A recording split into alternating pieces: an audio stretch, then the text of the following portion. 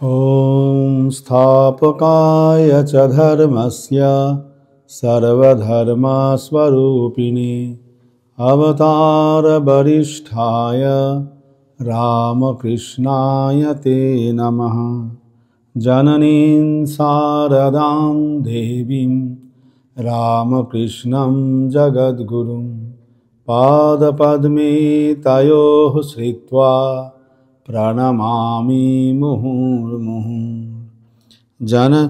नमश्रीयतिराजाय विवेकानन्दसूरये सच्चित्सुखस्वरूपाय स्वामिने तापहारिणे।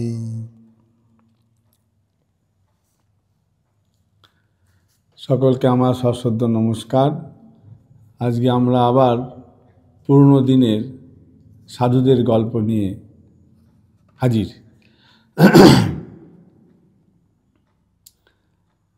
তখন আমি বেলুড় মঠে ভলেন্টারি করতে আসতাম।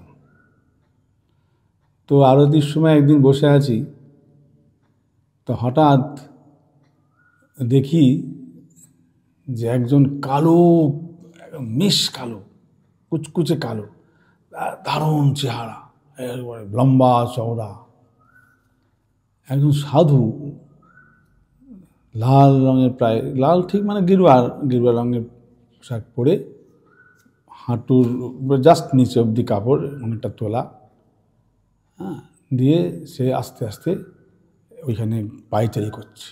আরতি চলছে, ওখানে পায়চারি করছে, মন্দিরের ভিতরে এখান দিয়ে এদিকে আসছে। আমি বললাম, বাবা ইনি কে? এরা কি ওই বোধহয় রামকৃষ্ণ মিশনে বোধহয় কোনো, যাতে কোনো গণ্ডগোল না হয়, কেউ যাতে চিৎকার চেঁচামেচি না করে, সেই জন্যে বোধহয় এরকমভাবে ওই সাধুর উপর বোধহয় দায়িত্ব দিয়েছে।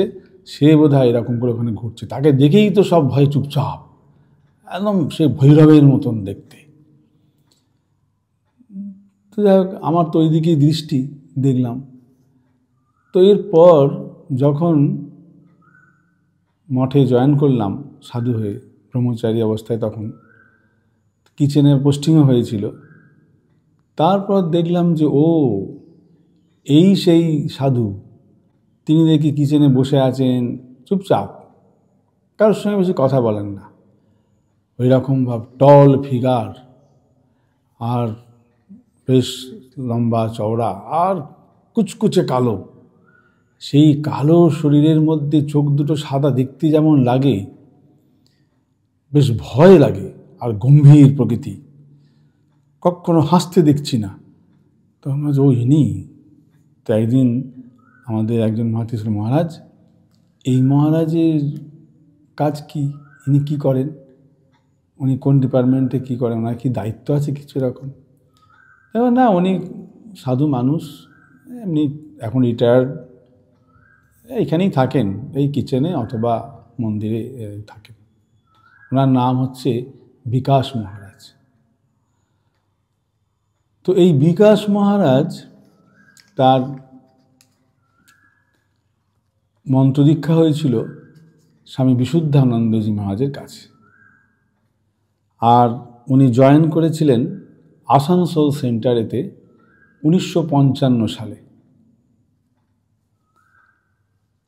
তারপর 1971 সালে স্বামী বীরেশ্বরানন্দজি মহারাজের কাছ থেকে তার সন্ন্যাস দীক্ষা হয়। নাম হয় লোকাত্মানন্দ। এই লোকাত্মানন্দ অর্থাৎ আমাদের বিকাশ মহারাজ, তিনি বারাণসীতে জয়েন করলেও এর পরে পরে অনেক জায়গাতেই ছিলেন, অনেক কাজও করেছেন। যেমন এলাহাবাদ, রাজকোট, দেওঘর, সারদাপীঠ, গড়বেতা, বারাণসী অদ্বৈত আশ্রম, এইসব জায়গাগুলিতে ছিলেন। এবং তারপর তিনি বেলুড় মঠেতে আসেন এবং বেলুড় মঠেতেই বাকি জীবনটা কাটান। তো বেলুড় মঠে আছেন দীর্ঘদিন। ওনার কোনো ঝামেলা নেই, সেকেন্ড পঙ্গতে আসতেন, এসে বসে যা দেয়া হলো খেলেন। গলার আওয়াজটাও খুব গম্ভীর, খুব ভারী এবং গম্ভীর আওয়াজ। কথা বলতে কারোর সঙ্গে শুনতেই পাওয়া যায় না, সব সময় নিজেই চুপচাপ চুপচাপ আছেন, ঘুরছেন, বসছেন, করছেন, আছেন। তো ওই মহারাজকে ওইরকম যখন আরতির সময়তে দেখা যেত, সত্যি সত্যিই আরতির সকলে চুপচাপ বসে বসে আরতি গাইতো বা শুনতো, বেশি কেউ কথা বলতো না, বা বারবার বারবার যাওয়া আসা, ঢোকা বেরোনো ইত্যাদি এগুলো ছিল না। যখনই কেউ কথা বলতো উনি একবার এরকম করে তাকিয়ে দেখতেন, ব্যাস চুপ। তো এই বিকাশ মহারাজ অদ্ভুত তার জীবন। অনেকে মনে করতো যে বোধহয় পাগল টাগল হবেন, কেউ কেউ ভাবতো যে না খুব সাধু মানুষ, চুপচাপ সবসময় স্মরণ মনন নিয়ে আছেন। সাধু মানুষ এ বিষয়ে কোনো সন্দেহ নেই। আমরা শুনেছি তার যে বাড়ি থেকে তিনি এসেছেন সেটিও একটা ভক্ত ফ্যামিলি ছিল, তার বাবা মা বা ইত্যাদি তারাও ভক্ত ফ্যামিলি ছিলেন। এত বৈরাগ্য ছিল বিকাশ মহারাজের যে হয়তো বাড়ি থেকে কেউ দেখা করতে এসেছেন বা তার কেউ পরিচিত পূর্ব বা পূর্বাশ্রমের পরিচিত কেউ আসছেন, তিনি তাদের সঙ্গে দেখা করবেন না, তিনি দেখা করবেন না। আর মায়েদের সঙ্গে কথাবার্তা বলা বা প্রণামী কেউ দিতে এলে নেওয়া একেবারে না, একেবারেতেই না।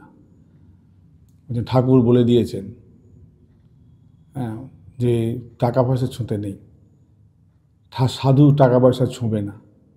আমাদের বেলুড় মঠেতে অনেক সুবিধা আছে, সেখানেতে সাধুর কোনো কিছু প্রয়োজন হলে সেখান থেকে তারা কিনে দেয়, বললে তারা কিনে দেবে, বা কিনে বিলটা দিয়ে তারা পয়সা দিয়ে দেয় অফিস থেকেই। তো আর এমনি সব কিছুই পাওয়া যায়, প্রয়োজন হতো না নিজে থেকে আলাদা করে কিছু কেনার, তাই পয়সা কড়িরও খুব প্রয়োজন ছিল না। তো মহারাজও কখনো প্রণামী নিতেন না, কেউ প্রণাম করতে আসলে প্রণামও নিতেন না, কাউকে প্রণাম করতেও দিতেন না। ওইখানে যাও, ঠাকুর আছে, ঠাকুরকে প্রণাম, এত কথা বলবে না, আঙুল দেখি ওইখানে বলে গটগট করে চলে যাবে। আর তার ওই চেহারা এবং ওই অ্যাপিয়ারেন্স দেখে কেউ আর দ্বিতীয়বার কোনো কথা বলার সুযোগ পেত না। এইরকমভাবে মানুষটি এত তার সাধু জীবন খুব সুন্দর, বেশি কারোর সঙ্গে কথাও বলতেন না, অথচ প্রত্যেক দিন ঠিক সকালবেলা ঘুম থেকে উঠে ঠাকুরকে প্রণাম করবেন, আসবেন, হয়তো কিচেনে গিয়ে একটুখানটাতে পাখাটা চালিয়ে সেখানে বসবেন, বা নিজের মতো গঙ্গার ধারে গিয়ে গঙ্গা একটু বসলেন, নিজের মতন আছেন। খুব কম দু একজনকার সঙ্গে মাঝে মাঝে একটু কথা বলতেন, এমনকি কোথাও যেতেনও না, বেলুড় মঠের বাইরে যাননি। দীর্ঘ বেশ কিছু বছর বেলুড় মঠে ছিলেন। শেষের দিকে তিনি বেলুড় মঠের গেটের দিকে যাননি। ওই মঠ অফিস, মন্দির আর কিচেন, মংস কোয়ার্টার, ওইটুকুই ছিল তার এরিয়া। মঠের বাইরেও যাননি। কোনো জায়গায় হয়তো কোনো আশ্রমে উৎসব অনুষ্ঠান হচ্ছে, সেখানেতে না, একেবারে কোনো জায়গাতে নেই। তিনি ওই ঠাকুরকে নিয়েই পড়ে আছেন। হয়তো তার মনের মধ্যে এটাই জানেন যে এখানে ঠাকুর আছেন, আর কোথায় যাব। তো শেষের দিকটা মানে বেশ কিছুদিন পর, আমিও তখন ওখানে পুরনো হয়ে গেছি, তো মাঝে মাঝে একটু কথা বলতেন। আমি ওখানে গিয়ে হয়তো সবজি কাটছি ঠাকুরের, তা উনি ওখানে এসে বসে আছেন। কোনো দিন একটু জিজ্ঞাসা করতে যাই কোনো কথা, তখন একটু বলতেন। আমি একদিন বলছি, মহারাজ আপনি আমাদের কোনো সেন্টারে গেছেন? বলুন যে হ্যাঁ, আগে তো গেছি, অনেক সেন্টারে গেছি, এখন আর যাই না। কেন মহারাজ? এখানেই ভালো লাগে, ঠাকুর আছেন, আর কি, আর কোথায় যাব? ঠাকুর আছেন এখানে, আর কোথায় যাব? ব্যাস, ছোট্ট কথা, একদম আর বেশি কিছু কথা বলবেন না। তারপরে হঠাৎ অনেক বছর এরকমভাবে চলছে, হঠাৎ বিকাশ মহারাজকে পাওয়া গেল না, দেখতে পাওয়া যাচ্ছে না। কি না, তারপরে কেউ বলল যে মহারাজ বলেছেন যে উনি একটু বেরিয়েছেন। তো বেরিয়েছেন মানে তিনি একটা ব্যাগ নিয়ে এবার বেরিয়েছেন বাইরে। সবাই ভাবলো বিকাশ মহারাজ বাইরে বেরিয়েছে, যাবে না কোথাও, ফিরে এক্ষুনি চলে আসবে, ও বাইরেই বেরোয়নি এত বছর। তো যাই হোক, সেই ফিরে এলেন উনি 2 বছর পর। প্রায় 2 বছর তার আর এখানে পাত্তা পাওয়া গেল না। বিভিন্ন জায়গায় খোঁজখবর নেওয়া হয়েছিল, তখন শোনা গেছে যে হ্যাঁ মহারাজ অমুক জায়গায় গেছেন, অমুক সেন্টারে গিয়েছিলেন, ঠিক এবার একদিন গিয়ে খাওয়া দাওয়া করে আবার বেরিয়েছিলেন। তো এই 2 বছর ধরে তিনি বাইরে ঘুরলেন, কোথায় থাকলেন, কি খেলেন, কিছু ঠিক নেই। আর এমনি তো মানুষটির কিচ্ছু দরকার হয় না, সে কারোর সঙ্গে কথাও বলতে চান না, খাওয়া দাওয়ারও তার কিছু নেই, যা পাওয়া গেল একটু খেলেন তো হয়ে গেল, শোয়ার কোনো ব্যাপার নেই। উনি যখন মঠে ছিলেন, মঙ্কস কোয়ার্টারের 4 তলায় একটা ছোট্ট চিলেকোঠা ঘর ছিল, সেই ঘরটায় থাকতেন, ছাদের মাথায় একটাই ঘর। তো সেই ঘরটা তিনি থাকতেন, কখন ছুতে যাচ্ছে, আর সে উঠতেও তো ঘোরানো সিঁড়ি দিয়ে, তো উনি ঘোরানো সিঁড়ি দিয়েই উপরে উঠে ওইখানেতে শুতে যেতেন। আমি একদিন জিজ্ঞাসা করলাম, মহারাজ আপনার এখন বয়স হচ্ছে, ওই সিঁড়ি দিয়ে উপরে ওঠা খুব কষ্টকর তো? না না, কোনো কষ্ট নেই। ব্যাস, ঘরের মধ্যেও কিছু জিনিসপত্র নাই, ওই নিজের জামা কাপড় একটা দুটো, ব্যাস। তো 2 বছর হয়ে গেল, 2 বছর পর উনি ফিরলেন। যখন ফিরলেন, সবাই তো বিকাশ মহারাজ এসেছে, জানো বিকাশ মহারাজ এসেছে। তা গিয়ে দেখি যে তার পায়ে একটা ঘা হয়ে গেছে। কই তো রকম কোনো পর্যন্ত চান টান হয়নি, করতেনি না, ওই পড়ে আছেন, এরকম ভাবতো মানুষ। পায়ে ঘা হয়ে গেছে, তারপর ট্রিটমেন্ট চললো। তা উনি ওই পড়ে থাকতেন, উঠোনেতেই দাঁড়িয়ে চুপচাপ হয়তো বসে আছেন, ওই মাটিতেই। আমার চেয়ারটাতে, চেয়ারে বসুন, ও তোমরা বসো, মাটিতেই বসে আছেন। হয়তো দেখি দুপুরবেলার দিকটাতে ওই মেঝেতেই একটু শুয়ে পড়েছেন, রেস্ট করছেন। হয়তো রাত্রের দিকে ওই উপরে যেতে পারছেন না, ব্যথা, ওই বারান্দাতে কোনো জায়গাতে শুয়ে পড়লেন। মানে একেবারে সাধু বলতে যা বোঝায়, মানে আমাদের যে ট্র্যাডিশনাল সাধু জীবনযাপন, তার কোনো ঘর দৌড় বা এরম করতে হবে, খাওয়া দাওয়া কোনো তার চাহিদা নেই, কিচ্ছু। এরকম ভাব, পড়ে আছেন চুপচাপ, অথচ কিন্তু নিজের দিক থেকে সব ঠিক। কখনো ভক্তদের সঙ্গে কথাবার্তাও নেই, কারোর সঙ্গে গল্প গুজবও নেই, বা উল্টোপাল্টা কথাবার্তা বা এটা ওটা জিজ্ঞাসা করা, কিচ্ছু না। তো এরপরে ওই ঘা বাড়ল, উপরে উঠতে খুব অসুবিধা হতে লাগলো, বয়সও তো বেড়ে যাচ্ছে ক্রমশ। তো ওকে বলে দেওয়া হলো যে মহারাজ আপনি এক কাজ করুন, আরোগ্য ভবন আছে আমাদের, আরোগ্য ভবনে গিয়ে থাকবেন। না না না না, আমি আরোগ্য ভবন যাব না। কেন? না, ওখানে গেলেই যাব না ওখানে। মানে কি, বাচ্চাদের মতন তো, সাধু মানুষ। তো ওনার মনে হয়েছিল যে আরোগ্য ভবন মানেই সাধুদের অসুস্থ হলে পর আরোগ্য ভবনে যায়, আর সেই আরোগ্য ভবন থেকে ফিরে তো আর এদিকে মঙ্কস কোয়ার্টারে আসে না, সেখানে সাধুরা থাকেন, তারপর শরীর চলে গেলে ওখান থেকে শরীর চলে গেল। তা ওনার ধারণা হলো যে ওখানে গেলে আর এদিকে ফিরতে পারবেন না, ওইখানেই থাকতে হবে, শরীর চলে যাবে। তো উনি আরোগ্য ভবন যাবেন না। তো অনেক করে বোঝানো হলো, অনেক করে বলা হলো, সব অনেকে বললেন না, আমার ঘর দরকার নেই, আমি এখানেই থাকবো, এরকম ভাবি, কোনো অসুবিধা নেই। কিন্তু আমাদের সবাই রয়েছেন একরকম, উনি কি এরকম ভাবে অনেক পড়ে থাকতে দেওয়া যায় ওনাকে? তো যাই হোক, তখন আমাদের বড়রা ঠিক করলেন, সেখানে শিবমায়ানন্দজি মহারাজ উনিও খুব করে বললেন, উনি তখন মঠেই থাকতেন, যে তাহলে ওকে এখানে নিচে একটা ঘর করে দেয়।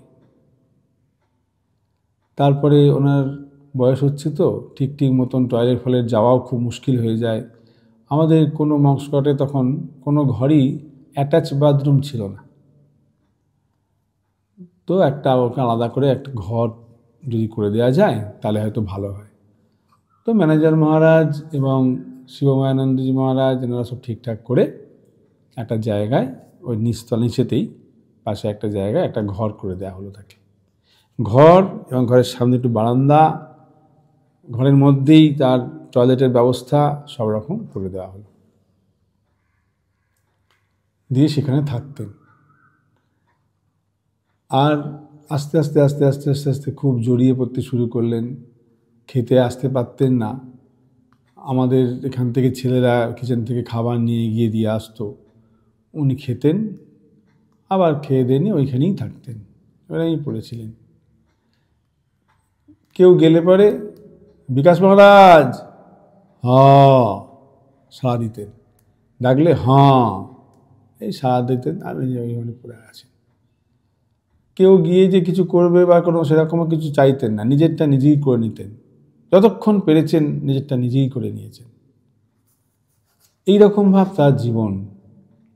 এখনকার দিনে খুব দেখা আমাদের খুব পাওয়া যায় না, যে একদম সম্পূর্ণরূপেই ভগবানের উপর ভরসা, অথচ কোনো লোক দেখানোর ব্যাপার কিছু নেই, কেউ জানতেই পারবে না, বাইরে থেকে দেখে মনে হবে যেন কোনো পাগল মানুষ। যদি পাগলই হবে তাহলে তার ব্যবহার দেখে তো বোঝা যেত এর সঙ্গে ওর সঙ্গে বা এরকম ইত্যাদি, এটা সেটা কথা বলছে বা করছে, কিচ্ছু না। সে ঠাকুরকে নিয়ে আছে, ঠাকুর কেন্দ্রিক জীবন, শ্রীরামকৃষ্ণ ছাড়া কিন্তু কিচ্ছু বোঝে না। সেই শ্রীরামকৃষ্ণকে নিয়েই তিনি বসে আছেন, কারোর সঙ্গে কথা বলেন না, কিচ্ছু না, চুপচাপ বসে আছেন, শুয়ে আছেন নিজের মতন, কখনো মাটিতেই শুয়ে আছেন। গঙ্গায় গিয়ে গঙ্গায় স্নান করতেন, স্নান টান করে এসে ব্যাস একটুখানি আমাদের ওই কিচেনে অন্নপূর্ণার একটা ছবি আছে, মা অন্নপূর্ণা শিবকে ভিক্ষা দিচ্ছেন, তাও এখানে এসে প্রণাম করবেন, করে এখানে খানিকক্ষণ বসে থাকবেন। এই বিকাশ মহারাজ, স্বামীজির প্রতি কিন্তু তার খুব শ্রদ্ধা, খুব ভালোবাসা ছিল। 12ই জানুয়ারিতে যখন ছেলেরা সব আসতো, উনি ওই সামনেটা বেরিয়ে দাঁড়িয়ে দেখতেন, মনে মনে হয়তো খুব আনন্দ হতো, কিন্তু প্রকাশ ছিল না, বাইরে বাহ্যিক প্রকাশ ছিল না। আর স্বামীজির কথা মাঝে মাঝে বলতেন। একবার এরকম কোনো কথা জিজ্ঞাসা করতে করতে উনি সঙ্গে সঙ্গে স্বামীজির কথা বলতে বলতে একবারে খুব হয়ে পড়লেন, স্বামীজি তো এরকম বলে গেছে, স্বামীজি এরকম ভাব চেয়েছেন, এরকম করে। তো এই স্বামীজির প্রতি ভালোবাসাটা তার যে ভিতরে কতটা ছিল, এটা বোঝা গেল তার শরীর যাওয়ার সময়। 2010 সালের 12ই জানুয়ারি স্বামীজির জন্মদিনের দিন তিনি বেলুর মঠেই, তিনি তো আরোগ্য ভবনেও যেতে চাননি, সেবা প্রতিষ্ঠানেও যেতে চাইতেন না, চাননি, তা ওই বেলুর মঠেই তিনি শরীর ছাড়লেন। এই যে বেলুর মঠকে কত ভালোবাসতেন, ঠাকুরকে, স্বামীজিকে যে তার কি ভালোবাসা ছিল, বাইরে কোনো প্রকাশ না থাকলেও এইগুলি দেখলে বোঝা যায় কেমন ভাব তার জীবন। এই তখন সেই সময় তার বয়স হয়েছিল 73, 73 বছর বয়স। 73 বছর বয়সে এই স্বামী লোকাত্মানন্দ বিকাশ মহারাজ, আবার কেউ কেউ ভৈরব বলতো তাকে, ভৈরব মতন চেহারা তো, ভৈরব মহারাজ, তিনি স্থূল শরীর ত্যাগ করে শ্রী শ্রী ঠাকুরের সঙ্গে মিলিয়ে গেলেন। আজ এই পর্যন্ত। ওম শান্তি শান্তি শান্তি। হরি ওম তৎসৎ। শ্রীরামকৃষ্ণার্পণমস্তু।